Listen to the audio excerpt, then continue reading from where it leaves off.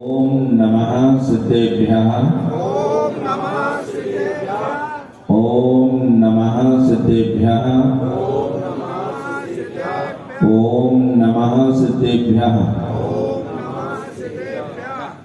ओंकारबिंदु संयुक्तं नित्यं ध्यायन्ति योगिनः कामिदं मोक्षिदं चैव ओंकाराय नमो नमः। सरस्वती नमस्तुभ्यं वरदे कामरूपिणी विद्यारम्भं करिष्यामि सिद्धिर्भवतु मे सदा। मंगलम भगवान वीरो मंगलम गौतमो गणी मंगलम कुंद कुंदार्यो जैन धर्मोस्तु मंगलम। सर्वमंगल मांगल्यम सर्वकल्याणकारकम प्रधानम सर्वधर्माणां जैनम जयतु शासनम जैनम जयतु शासनम। जय बोलो श्री पंच परमेष्ठी भगवान की। देवादिदेव श्री खजानाथ आदिनाथ भगवान की। थक गए हैं आप लोग, सही है ना? नहीं थके? नहीं थक गए हैं। यदि नहीं थकी तो जयकारा अच्छी होनी चाहिए। अपने यहाँ ये धक्का लगाने वाली परिपाटी बड़ी बेकार है। धक्का लगाओ तब आदमी चलता है। उनसे बोलो कि जोर से बोलो तब बोलेंगे, नहीं तो इतनी धीमी बोलेंगे कि पड़ोसी को भी आवाज नहीं आती कि जयकारा लगाया या नहीं।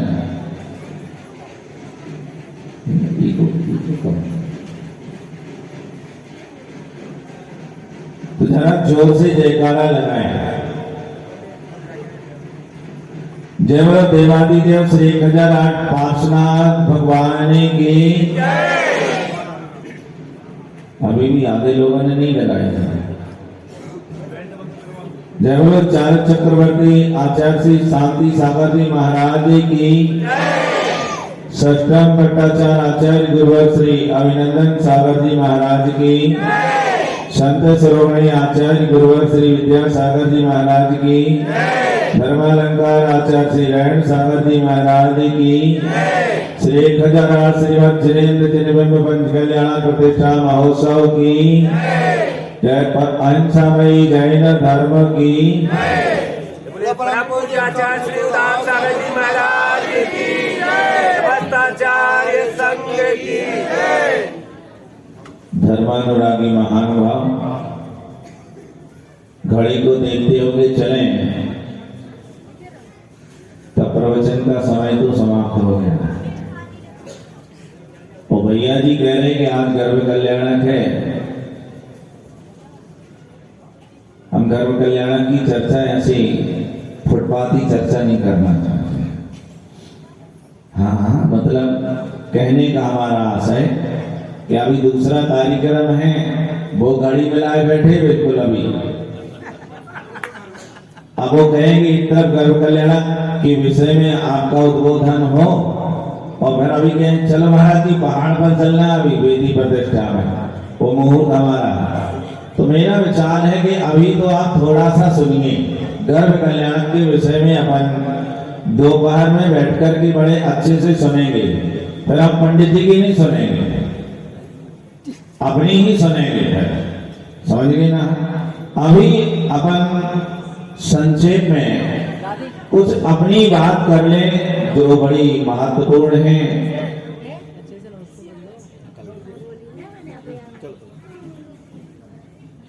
एक व्यापारी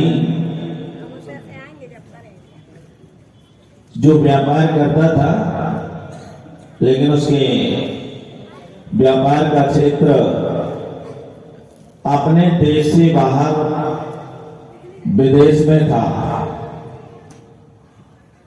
आदमी को पैसा कमाना हो तो देश और प्रदेश का कोई अंतर मालूम नहीं पड़ता। जमाना गुजर गया पुराना, जब छोटा छोटा व्यापार करने वाले लोग होते थे, ज्यादा दूर नहीं जाते थे। अपना घर, अपना गांव और ज्यादा से ज्यादा आसपास के 2, 5, 10 किलोमीटर के छोटे छोटे गांव तक ही व्यापार करके अपना जीवन यापन करते थे। बड़े संतोषी प्राणी थे, उनके पास बहुत संपदा नहीं थी। इस भौतिक संपदा के कम होने पर भी उनके पास में जो आध्यात्मिक संपदा थी वह था संतोष। और संतोष की वजह से उन्हें बाहर जाने की कोई जरूरत नहीं थी। जितना उन्हें अपने जीवन को चलाने के लिए धन की आवश्यकता है, उतना धन वो अपने आसपास व्यापार करके अर्जित कर लेते। लेकिन आज वर्तमान की परिस्थितियां बिल्कुल ऐसी हैं, आदमी को पैसा चाहिए, वो देश में मिले या विदेश से मिले, कहीं से भी मिले, पैसे की पाने की दौड़ में दौड़ रहा है। बस पैसा होना चाहिए, एक ही उद्देश्य, एक ही लक्ष्य इसका बना हुआ है। वो व्यापारी भी विदेश में अपना व्यापार करता है, और ये विदेश जाने का कारण वही है कि जब हमारे जीवन में असंतोष होता है और पाने की तृष्णा जब जागृत होती है, तभी आदमी अपने आप को छोड़कर के बाहर की तरफ भागता है। अपने से बाहर की तरफ तभी आता है जब उसे असंतोष होता है, तृष्णा होता है। तो तृष्णा की वजह से और पाने के लिए वह भागता है। अपने आप में रहने के लिए संतोष की आवश्यकता है। जो अपने आप में रहना चाहते हैं उन्हें संतोष की आवश्यकता है, और जो संतोष नहीं रख पाए, असंतोष में जीवन जी रहे हैं, अतृप्ति में जीवन जी रहे हैं, वे अपने पास नहीं रह सकते, अपने में नहीं आ सकते हैं। हमारा जैन दर्शन हमें अपने पास आने का और अपने में रहने का संदेश देता है। ये सारे अनुष्ठान ऐसे ही अनुष्ठान हैं जो अपने आप में आने के अनुष्ठान हैं। यहाँ जो क्रियाएं यहाँ पर चल रही हैं या प्रारंभ हुई हैं, ये पाषाण से परमात्मा बनाने की क्रियाएं, आत्मा से परमात्मा होने की क्रिया यहाँ पर यह इस अनुष्ठान में संपन्न की जा रही है। हम चाहते हैं कि हमारा दर्शन जो हमें कहता है वहां तक पहुंचने का प्रयास हमें करना चाहिए, लेकिन वह तभी हो सकता है जब व्यक्ति के जीवन में संतोष आता है, तो वही व्यक्ति आगे अपने आत्मा की तरफ कदम बढ़ा सकता है और अपने आप में आ सकता है। और जब संतोष नहीं है तो वह बाहर भटकता है, अपने आत्म स्वरूप से हटकर के बाहर भौतिक चीजों में भटकता रहता है। संतोष यदि है तो विदेश जाने की कोई जरूरत नहीं है। संतोष यदि है तो 24 घंटे व्यापार करने की आवश्यकता नहीं है। संतोष यदि हमारे पास है तो तो हम अपने जीवन में से व्यापारिक समय को कम करके उसमें से हम भगवान की भक्ति, पूजन और आत्म कल्याण की जो साधन साधन है उनके लिए करने को संपन्न करने के लिए भी हम समय निकाल सकते हैं। और यदि संतोष नहीं है तो हमारे पास कोई समय नहीं है, एकमात्र पैसा पैसा, उसके लिए पैसा ही भगवान, पैसा ही परमात्मा बन गया है। व्यापारी व्यापार करने के लिए विदेश जाता है और उसके आने जाने का जो रास्ता है वह है समुद्री मार्ग। जल मार्ग से जाता है, जहाज में अपना बेचने का जो सामान उसका था वो उसमें रख करके विदेश जाता है और पैसा कमा करके वहां से वापस लौटता है। बंधु, ऐसा उसका व्यापार करने का तरीका कई वर्षों तक चला। एक दिन वह जब विदेश से लौट करके अपने वापस गांव अपने घर आया तो एक उसका पुराना मित्र व्यापारी से मिलने के लिए आया। उसकी कुशल क्षेम पूछी और कुशल क्षेम वार्ता के बाद मित्र ने कहा अपने व्यापारी मित्र से, भाई आप विदेश में व्यापार करने जाते हैं और आपका आने जाने का जो रास्ता है वह रास्ता समुद्री मार्ग है, आप जलयान से जाते हैं, लेकिन आपका जो जहाज है वह ही पुराना हो गया है, अब जर्जर हालत में है। मैं आपसे एक निवेदन करता हूं, आप मेरी बात मानो, आपके काम आएगी। व्यापारी ने अपने मित्र से कहा, बताइए कौन सी बात है। बोले, भैया आपने यहां पर एक तैराकी विद्या सिखाने वाला एक शिविर लगा हुआ है जिसमें तैरने की विद्या सिखाई जाती है कि पानी में कैसे तैरना है। तुम एक काम करो, 3 दिन का ये शिविर अटेंड कर लो, तैरना सीख लो। कभी यदि ऐसी परिस्थितियां बनी कि जहाज कभी डूबने लगे, फट जाए, टूट फूट हो जाए, तो कम से कम अपने प्राण बचाने के लिए तैरना यदि तुम्हें आएगा तो जरूर प्राण तो बचा सकोगे। व्यापारी ने अपने मित्र की बात सुनी, बात अच्छी तो थी, लेकिन मित्र ने जवाब दिया। व्यापारी ने कहा, भैया इतना समय कहां है हमारे पास जो हम इतना समय खर्च करके तैरना सीखें। मुझे तो कल ही यहां से पुनः प्रस्थान करना है। सुबह की वेला में शुभ मुहूर्त में मेरा जहाज तैयार है, मुझे जाना है। मित्र ने कहा कि भैया देखो, मानो मेरी बात, आप सीख लो, मेरे पास वक्त नहीं है, बहुत कम है। हम आपसे पूछे, जिनके पास धन होता है उन्हें क्या कहते हैं? धनवान। बहुत बढ़िया, ऐसी आवाज आई।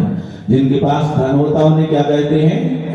धनवान कहते हैं। और जिनके पास ज्ञान होता है उन्हें क्या बोलते हैं? ज्ञानवान कहते हैं। और जिनके पास में वक्त कम होता है उसे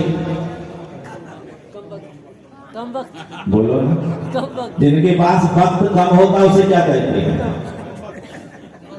नहीं ना, उसे आ रहे, हम नहीं बोल रहे। यदि हम बोले तो हमारी तो मुसीबत खड़ी हो जाएगा कि महाराज जी प्रवचन कर रहे हैं कि हम लोगों को गालियां दे रहे हैं। इन्हें से नहीं, जिसके पास वक्त कम है उसे कम वक्त कहते हैं। और कम वक्त किसी से कह दो तो सहन नहीं होगा।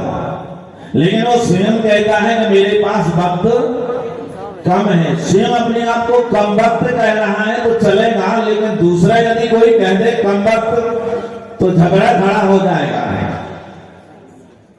ये स्थिति हर एक आदमी के साथ है। अभी भैया जी कह रहे थे अपने पास समय बहुत कम है और बहुत सारे काम अपने को करना है। और ये इनका ही नहीं, जितने हमारे विद्वान हैं, कार्यक्रम जब होता है तो यही कहते हैं, उनका एक डायलॉग ही है बिल्कुल, ये समय बहुत कम है और अपने को बहुत काम करना है। आपसे किसी से पूछो तो समय बहुत कम है, अभी हमें बहुत काम करना है। हर आदमी की एक ही जवाब है कि समय बहुत कम है। किसी के पास समय नहीं है। कोई ये नहीं बोलता कि मेरे पास पर्याप्त समय है और बताइए क्या करना है, इस पर्याप्त समय में मैं वह काम संपन्न करूंगा।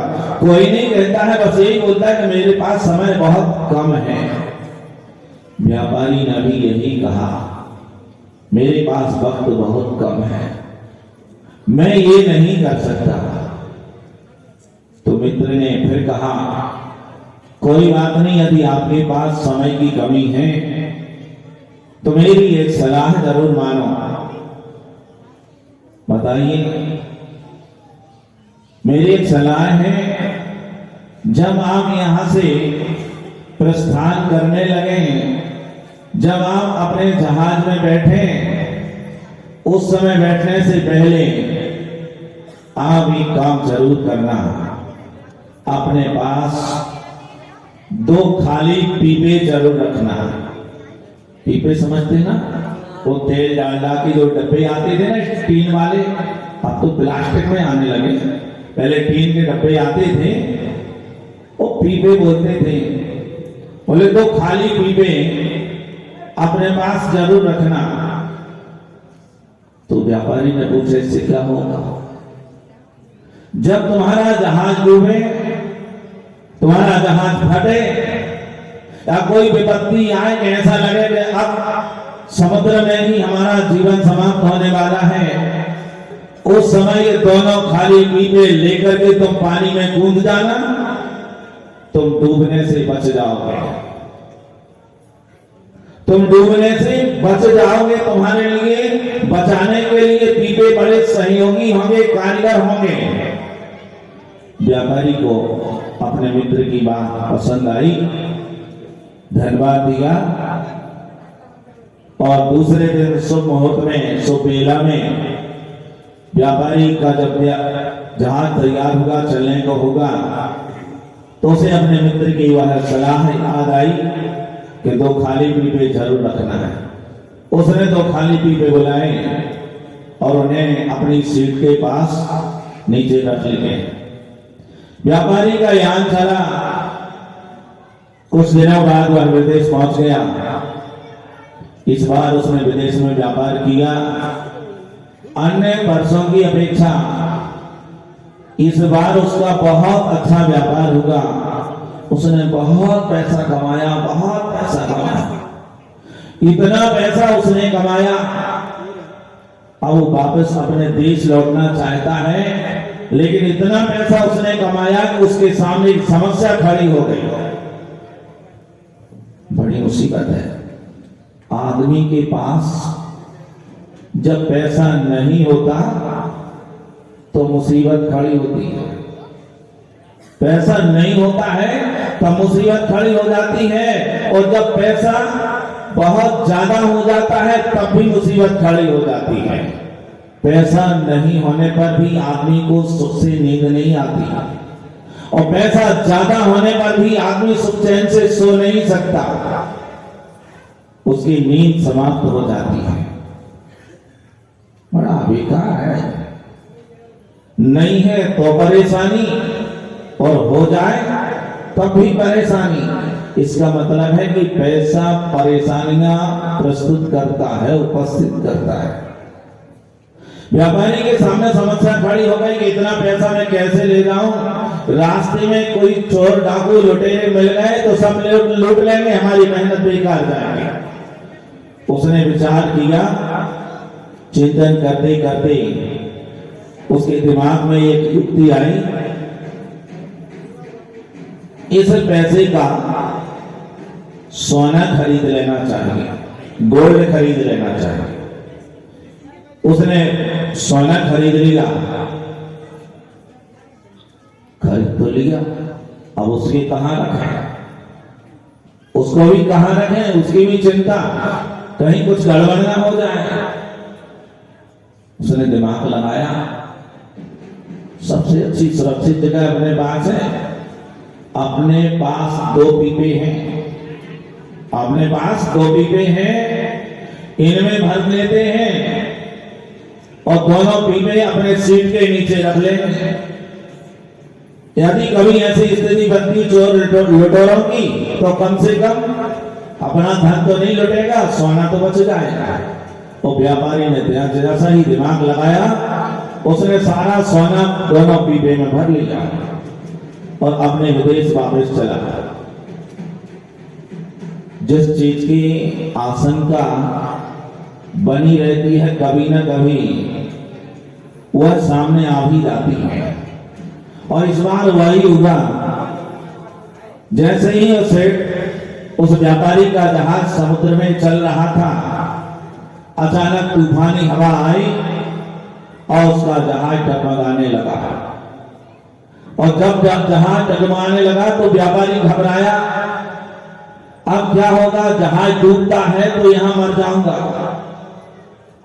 अब उसे घबराहट होने लगी कि हे भगवान, आदमी की जब मुसीबत आती है तब घबराहट होती है, भगवान याद आते हैं, बाकी कभी भगवान याद नहीं आते। अच्छा बढ़िया चल रहा हो तो कोई भगवान को याद नहीं करता, और यदि मुसीबत खड़ी हो जाए तो भगवान याद आते हैं, रात दिन भगवान को स्मरण करता है। व्यापारी भी सोच रहा है, हे भगवान बचाओ, अब क्या करूं, कुछ समझ में नहीं आता है, अब मैं मरा। भैया जब मित्र ने कहा था तब तो हमने उसकी बात सुनी नहीं। व्यापारी भी पछता रहा है कि मेरे मित्र ने उसे कहा था कि तुम तैरना सीख लो, लेकिन मैंने उसकी बात नहीं मानी और मैंने ये कह करके इनकार कर दिया कि मेरे पास वक्त बहुत कम है, मैं ये काम नहीं कर सकता, मुझे जाना है। यदि मैंने मित्र की बात मान ली होती और तैरना सीख लिया होता तो आज डूबने से बच जाता, आज मरने से बच जाता। लेकिन मैंने बहुत बड़ी गलती की, मित्र की बात नहीं मानी। लेकिन फिर उसे याद आया, मेरे मित्र ने कहा था तुम जब जाओ तो मेरी एक बात याद रखना, तुम अपने पास में 2 पीपे रखना, अपने पास 2 पीपे रखना, और जब तुम्हारा जहाज डूबने लगे तो दोनों पीपे लेकर के पानी में कूद जाना, डूबने से बच जाओगे। व्यापारी को अपने मित्र की सलाह याद आई, उसने आओ देखा ना था, उसका जहाज पानी में डूबे उससे पहले व्यापारी ने अपने सीट के नीचे से दोनों पीपे निकाले और दोनों पीपे पकड़ करके वह पानी में कूद गया। और जैसे ही व्यापारी पानी में कूदा, वैसे ही कहां चला गया, डूब गया, नीचे चला गया। जो पीपे उसे डूबने से बचाने के लिए थे, वही पीपे उसको डुबाने में कारण बन गए। क्यों? ज्यादा बुद्धि जो लगाते हैं ना, उनके साथ ऐसा ही होता है। अधिक बुद्धि नहीं लगानी चाहिए। जितना बताया जाता है उतना यदि हम करें तो कोई मुसीबत नहीं है, लेकिन जब ज्यादा बुद्धि लगाते हैं तो समस्या खड़ी हो जाती है। व्यापारी ने दिमाग लगाया कि मित्र ने तो कहा था कि तो खाली पीपे अपने पास रखना, तो डूबने से बच जाओगे, लेकिन व्यापारी ने उस खाली पीपे में भी सोना भर लिया। पीपे भारी हो गए, वजनदार हो गए, और कोई भी वजनदार चीज लेकर के पानी में कूदोगे तो क्या होगा? डूबोगे डूबोगे, कोई नहीं बचा सकता। व्यापारी इसलिए डूब गया, मर गया। बंधुओं, हमारे आचार्यों ने हम सबके ऊपर बड़ी कृपा की है, हमारे ऊपर बड़ी दया की है। हम सबको दुखी देख करके, कष्ट में पड़े देख करके उन्होंने बढ़िया रास्ता दिया हमारे लिए कि संसार से पार होने के लिए, संसार के बंधनों से मुक्त होने के लिए, आत्मा से परमात्मा बनने के लिए रास्ता यदि कोई है तो उन्होंने जो हमारे लिए दिया, वो कहते हैं कि सर्व कर्म विप्र मोक्षो मोक्षः, संपूर्ण कर्मों का आत्मा से पृथक हो जाना, आत्मा से दूर हो जाना, इसका नाम मुक्ति है। और कर्मों को दूर करना हो तो तपस्चरण की आवश्यकता है। तपसा निर्जरा च, जो तपस्चरण करते हैं वे आत्मा के साथ बंधे हुए कर्मों के बंधनों को तोड़ डालते हैं, नष्ट कर देते हैं, और जिनके बंधन खुल जाते हैं, कर्म समाप्त हो जाते हैं, वे आत्माएं ही सिद्धत्व को प्राप्त होती हैं। लेकिन तपश्चर्या की बात जब आती है, तपस्चरण करने की जब बात आती है, तो हर एक आदमी तैयार नहीं होता। आप कर्मों को समाप्त करने के लिए तैयार तो हो सकते हैं, आप सिद्धत्व को प्राप्त करने के लिए आपकी भावना हो सकती है कि हम भी मोक्ष को प्राप्त करें, हम भी कर्मों को नष्ट करें, लेकिन तपस्चरण करने के लिए कौन कौन तैयार हो सकता है? कोई? कर्मों को दूर करने की भावना सबकी हो सकती है, लेकिन कर्म तपस्चरण से दूर होंगे, और तप करने के लिए कौन तैयार है? इतने सारे लोग बैठे हैं, कोई तैयार? तपस्चरण का नाम सुनते ही तो बुखार आ जाता है। ये तो सब साधुओं का काम है, उन्हीं के लिए सौंप रखा है, वो ही करें, हम लोगों के बस का काम नहीं है। क्योंकि तपस्चरण गृहस्थों का नहीं, साधुओं का है। साधु का तो जीवन ही तपमय है, इसलिए तो उन्हें तपस्वी कहा जाता है। साधु को इसलिए तपस्वी कहा जाता है क्योंकि तप करना उनका मुख्य आचरण है, मुख्य प्रमुख धर्म है उनका। लेकिन भूल मत जाना, गृहस्थ साधकों का भी आंशिक रूप में तप भी एक आवश्यक कर्म है। श्रावक के 6 आवश्यक कर्म बताए, उन 6 आवश्यक कर्मों में एक तप भी है। देव पूजा, गुरु उपासना, स्वाध्याय, संयम, तप, त्याग, इसमें तपस्चरण रखा है। आप इससे भाग नहीं सकते कि हम तपस्चरण नहीं करेंगे। हाँ, इतना अवश्य हो सकता है कि गृहस्थ जीवन में रहते हुए जितना संभव है उतना ही तप कर सकता है। उस साधुओं की जीवन का जो तपस्चरण है वो बिल्कुल अलग है, और गृहस्थ जीवन का तपस्चरण अलग है। तो तप तो आपको करना होगा, लेकिन उतने तपस्चरण से काम नहीं चलता, और हर आदमी इतना नहीं कर पाता है। सब तपस्चरण से डरते हैं, लेकिन सब कर्मों से मुक्त तो होना चाहिए। हमारे आचार्य ने फिर भी हमारे ऊपर दया की, फिर भी उन्होंने कहा घबराने की बात नहीं है। यदि तुम तपस्चरण नहीं कर सकते हो, तुम साधु नहीं बन सकते हो, तुम घर परिवार नहीं छोड़ सकते हो, तुम्हारी संसार से मोह माया नहीं छूट रही है, तो कोई बात नहीं, तुम गृहस्थ जीवन में रह करके भी कर्मों को नष्ट कर सकते हो। ये रास्ता तुम्हारे लिए हम बताते हैं। आचार्य भगवान कुंद देव ने अपने रैण सार ग्रंथ में ऐसे ही उन भक्तों के लिए, उन श्रावकों के, गृहस्थों के लिए बड़ा अच्छा रास्ता, उन्होंने सरल रास्ता हमारे लिए दिया। दानम पूया मुखम सावय धम्मे। आचार्य भगवान कहते हैं दान और पूजा ये श्रावक के दो प्रमुख धर्म हैं। दान करना और पूजन करना श्रावक के प्रमुख धर्म हैं। ये निरंतर उसे करना चाहिए। हमारे आचार्य भगवान कहते हैं कि ये दो चीजें दो खाली पीपे की तरह हैं। जैसे व्यापारी तैरना नहीं सीखना चाहता था, समय नहीं था, लेकिन मित्र की सलाह थी कि दो खाली पीपे अपने पास रखना तो डूबने से बच जाओगे। हमारे आचार्य भगवान भी कृपा करके कहते हैं कि तुम्हें यदि संसार से पार होना है तो तुम अपने जीवन में तपस्या जरूर करो, साधु बनो। लेकिन हम साधु नहीं बन सकते, तप नहीं कर सकते, तो कम से कम इतनी सलाह तो हम मान सकते हैं। और हमारे आचार्यों ने हमें बहुत अच्छी सलाह दी है। तो खाली पीपे की तरह दान और पूजा दो आवश्यक धर्म जो गृहस्थ जीवन के हैं, प्रत्येक श्रावक के जीवन में ये आवश्यक धर्म होना चाहिए।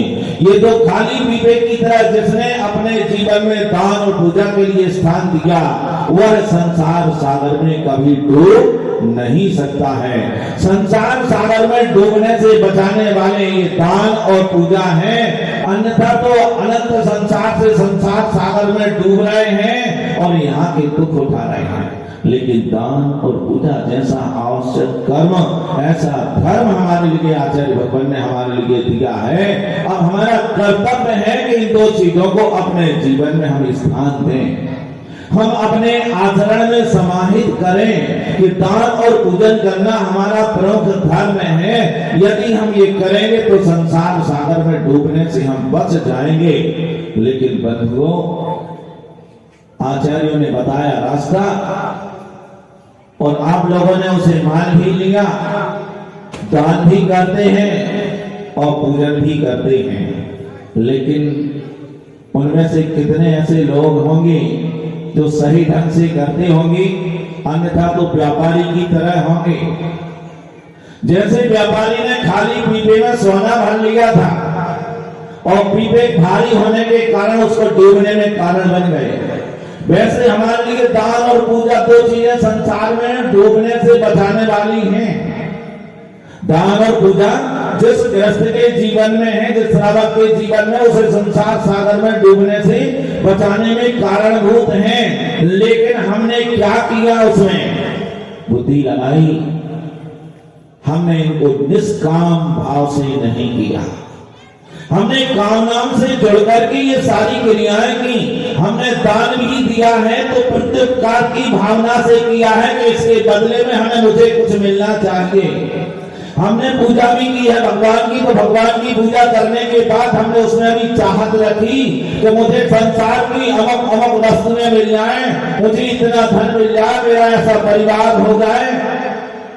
हमने कामनाओं का बोझ दान और पूजा जैसे खाली पीपों में भर रखा है। और जब कामनाओं का बोझ ज्यादा हो जाता है तो वही दान और पूजा फिर तुम्हारे लिए संसार सागर में डूबने से बचा नहीं सकते। हमने सही अर्थों में न दान किया, न सही अर्थों में हमने पूजा की। दान और पूजा दोनों सही अर्थों में यदि हमें संपन्न करना है तो निष्काम भाव से करना चाहिए। कोई कामना रख करके मत करके, सांसारिक कामनाओं को रख करके हम ये अच्छी कल्याणकारी क्रियाओं को करते हैं जो कि हमें कर्मों के बंधनों को दूर करने वाली हैं, जो कि ये हमारी क्रियाएं हमें संसार से मुक्ति दिलाने वाली है, परंपरा से मोक्ष को प्रदान करने वाली हैं। ऐसी ये कल्याणकारी क्रियाओं को भी करें और संसार की कामनाओं से जुड़ करके करें। संसार की चाहत, भौतिक सामग्री की चाहत हमारे दिल और दिमाग में बैठी हो तो कहते हैं कि ये दान और पूजा उस व्यक्ति के लिए कोई काम की नहीं है।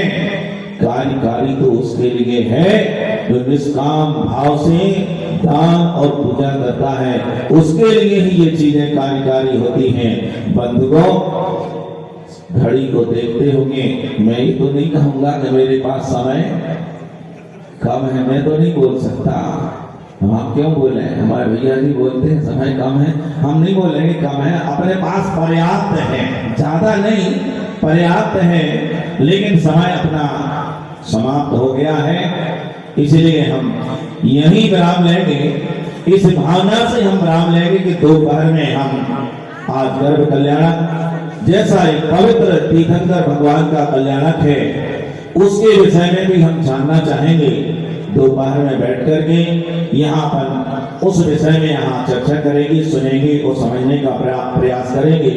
आज हम इसी भावना के साथ यही समाप्त करते हैं। हमारे लिए दान और पूजा जैसा श्रावक का जो धर्म हमारे लिए मिला है, इसका पालन प्रत्येक गृहस्थ, प्रत्येक श्रावक को करना चाहिए। जो ऐसा करते हैं अवश्य उनका वर्तमान जीवन मंगलमय बनता है और भविष्य भी उनका मंगलमय होता है। अपने मंगलमय जीवन की कामना के साथ दान पूजा को अपने आचरण में स्थान दीजिए और अपना जीवन मंगलमय बनाएं। सबका जीवन मंगलमय बने।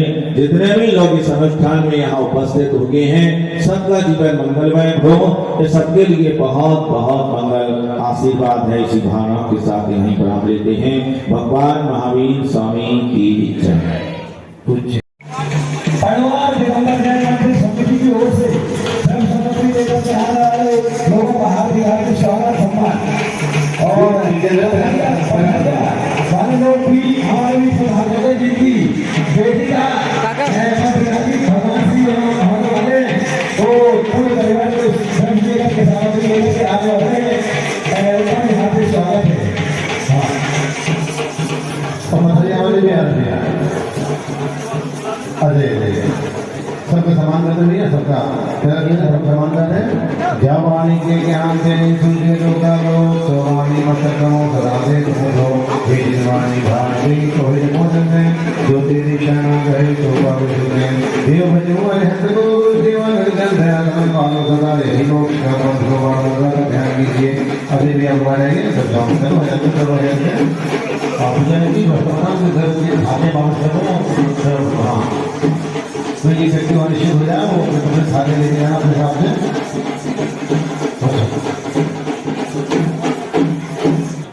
नीचे नीचे जहाँ 5 बजे हो जहाँ पर सज्जा के बने वो जब मुख्य बोल जाते हैं पहुँचे वहाँ मुख्य बोल जाते हैं दिए वहाँ। आज भगवान दिगंबर जैन मंदिर के सभी तिथिगण यहाँ द्रव्य लेकर पधारे हैं। क्षेत्र राज की ओर से हम उनका स्वागत करते हैं।